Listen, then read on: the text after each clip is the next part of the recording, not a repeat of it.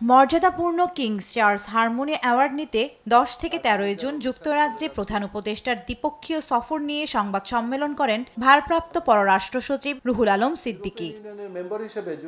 প্রধান উপদেষ্টা ৯ জুন রওনা হবেন জানিয়ে তিনি বলেন, দুদেশের সম্পর্ক উন্নয়নে সফরটি গুরুত্বপূর্ণ হলেও জোর দেওয়া হচ্ছে পাচার হওয়া অর্থ পুনরুদ্ধারে।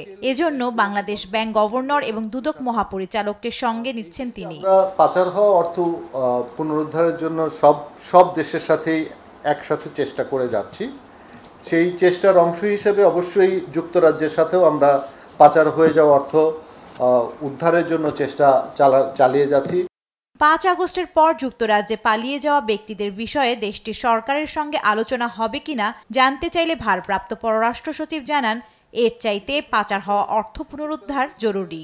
আমরা ব্যক্তির বিষয়ে যত না বেশি পদক্ষেপ নিয়েছি বা নিচ্ছি, তার চেয়ে বেশি আমাদের পাচার হয়ে যাওয়া অর্থ উদ্ধার করাটাই বেশি জরুরি আমরা মনে করছি। যে আমরা শুনছি এই লোক এখানে আছে, সে এত কিছু করেছে, এটা তো বলা যায় না যতক্ষণ পর্যন্ত কোর্ট বা কোনো লিগ্যাল এন্টিটি থেকে তাদের বিরুদ্ধে কোনো সামন বা অর্ডার ইস্যু না হবে, ততক্ষণ পর্যন্ত আমরা তাদেরকে ওখানেও কিছু বলতে পারবো না।